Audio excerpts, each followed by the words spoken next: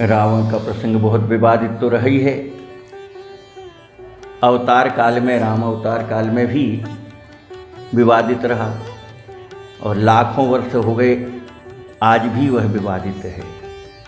सबसे विचित्र बात तो यह है कि रावण ब्राह्मण कुल का जन्म है, उसका कुल स्त्री का नाती है, परंतु आचरण बिल्कुल विपरीत है। राक्षसों के आचरण है, निशाचरों के आचरण है उसमें। और जहाँ तक निशाचर की परिभाषा की बात है तो भगवान शंकर जी के द्वारा पार्वती जी से कहा गया है निशाचर की परिभाषा के लिए, माँ नहीं मातु पिता नहीं देवा, साधुन सन करवा वही सेवा, तिनके जिनके यह आचरण भवानी, ते निश्चर जानहु सब प्राणी। जो माता पिता गुरु भगवान को नहीं मानते हैं और सज्जनों से साधुओं से अपनी सेवा कराते हैं, वही राक्षस हैं, वही निश्चर हैं। रावण के जन्म के संबंध में विचार करना पड़ेगा। तो हमारे यहाँ वर्तमान भूत भविष्य 3 काल की गणना से अपन निश्चय करते हैं।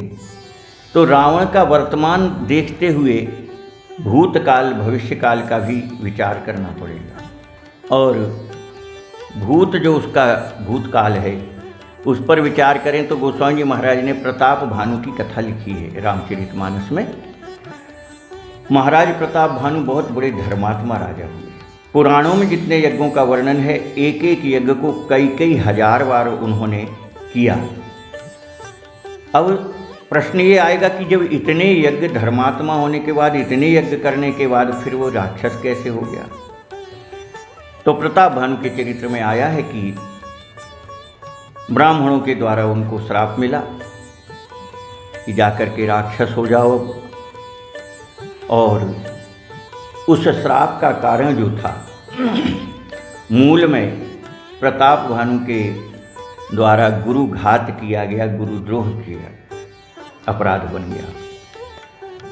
और संसार में एक बार भगवान का अपराध बन जाए तो जीव को क्षमा है, परंतु भक्त का अपराध बन जाए, गुरु का अपराध बन जाए, संत का अपराध बन जाए, उसके लिए कोई क्षमा संसार में नहीं है।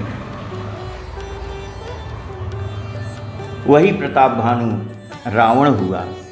और जैसा कि सब जानते हैं कि बीज, छोटा सा एक बीज होता है, परंतु जब वह वृक्ष के रूप में आता है तो अनंत बीज उत्पन्न कर लेता है, विशाल स्वरूप बन जाता है।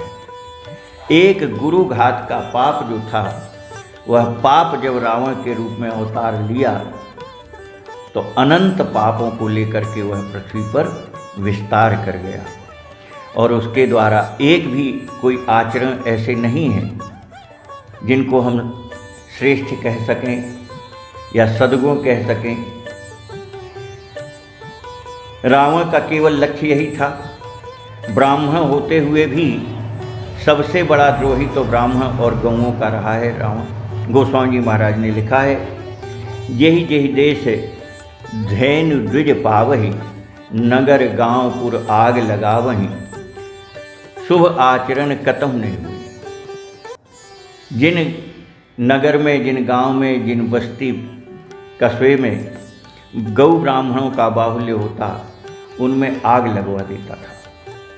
इस प्रकार से गोस्वामी जी महाराज लिखे हैं, हिंसा पर अति प्रीति और तिनके पाप ही कवन मिति। जिनकी हिंसा पर इतनी प्रीति है, प्रेम है, पापों का उनके कोई सीमा नहीं है, असीम है, अनंत पाप है। और ऐसे पापी के लिए प्रभु को अवतार लेना पड़ा। बिना भगवान के अवतार के ऐसे पापी का उद्धार होना संभव नहीं था, क्योंकि जैसा हमने अभी पूर्व में कहा कि सबसे बड़ा पाप जो है वो गुरु घात का पाप लगा हुआ है, जिसका कोई उपाय नहीं है। भगवान भी उस पाप को क्षमा नहीं कर सकते किसी भी कीमत पर। और उसी पाप के कारण इस रावण का उद्धार करने के लिए फिर भगवान को आकर के उसका संहार करना पड़ा। एक तरह से अनीति और अधर्म का ही स्वरूप था, मूर्ति मानो उसकी। तो उस जैसा कि गीता जी में कहा है कि जब जब अधर्म को बढ़ता है तब धर्म की स्थापना के लिए भगवान श्याम सुंदर अवतार लेते हैं। बात यही रामचरितमानस में भी गोस्वामी जी महाराज लिखे हैं, बिल्कुल यही बात। जब जब होए धर्म की हानि, बाढ़हि असुर अधम अभिमानी, तब तब प्रभु धर मनुज शरीरा, हरे कृपा निधि सज्जन पीरा। तो ऐसे पापी के उद्धार के लिए और धर्म की स्थापना के लिए रघुनाथ जी प्रभु श्री राम जी को आना पड़ा और उस रावण का उद्धार करना पड़ा। अब टीवी चैनल के माध्यम से बहुत विस्तार नहीं कर सकते, अन्यथा इसके संबंध में तो कई दिन कथा भी कही जा सकती है रावण के गुण अवगुण के संबंध में। हाँ, एक छोटी सी बात जरूर मैं कहूँगा।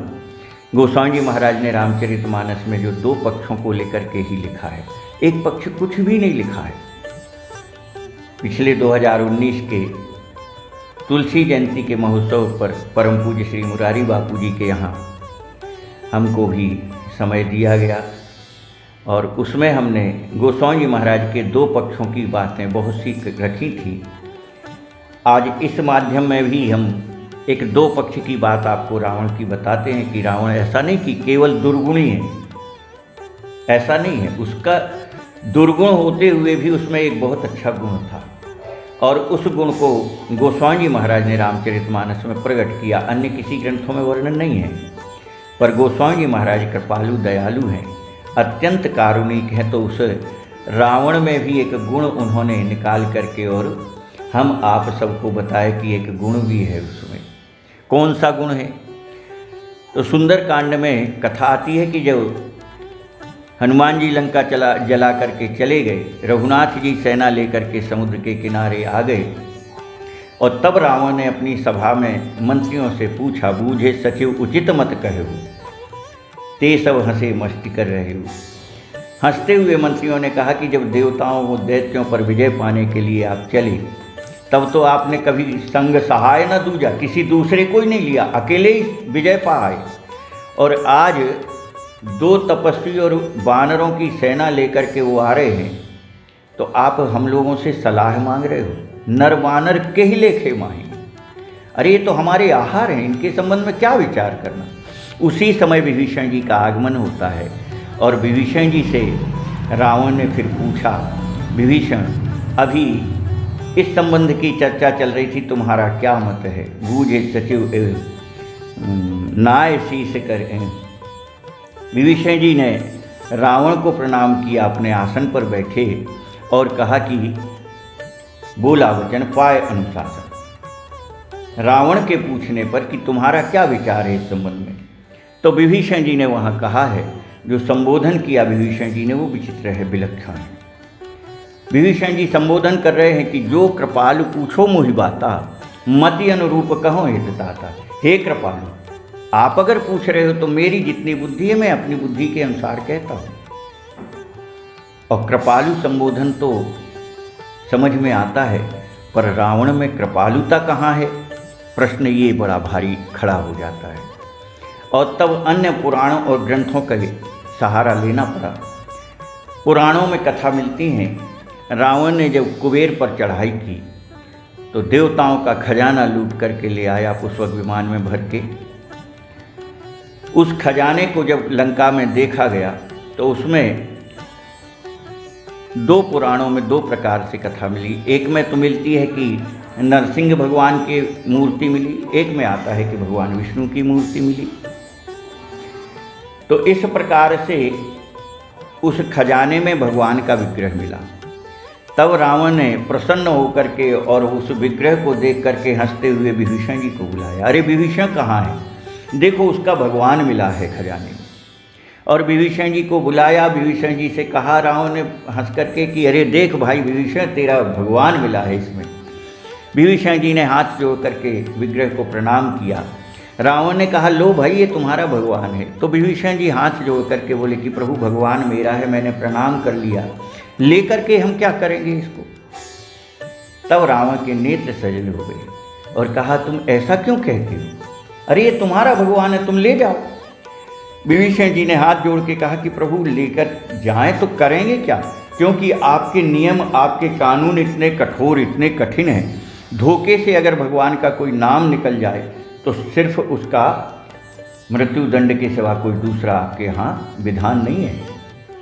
तो जहाँ धोखे से भगवान के नाम निकलने पर मृत्यु दंड मिलता है, वहाँ ये विग्रह लेकर के हम करेंगे क्या? रावण के नेत्र से आंसू छलक पड़े और कहा, भैया विभीषण, तुम कैसी बात कर रहे आए? अरे तुम तो लंका के राजा तो तुम ही हो, हम तो नाम के राजा हैं, लंका का राज तो तुम करते हो और तुम ही ऐसी बात कर रहे हो। हाँ, रावण का मैं मानता हूँ, हमारे यहाँ के जितने नियम कानून हैं मैं स्वयं उसको बहुत पूरी कठोरता के साथ पालन करता हूँ, पर भैया विभीषण, आज तक लंका में ऐसा कोई नियम, ऐसा कोई कानून नहीं बना जो विभीषण पर लागू होता, और इसलिए तुम विग्रह ले जाओ, जैसा तुम्हारे मन में आए वैसा करो, तुम स्वतंत्र हो, तुम पर कोई नियम कानून नहीं है।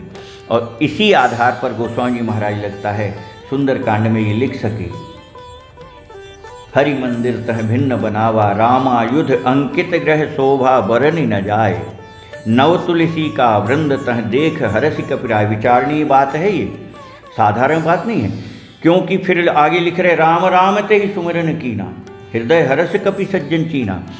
आप सुंदरकांड आप लोग जानते हैं, रावण के महल से निकल करके और दरवाजे के बाहर खड़े होकर के हनुमान जी विचार कर रहे थे कि करें तो करें क्या।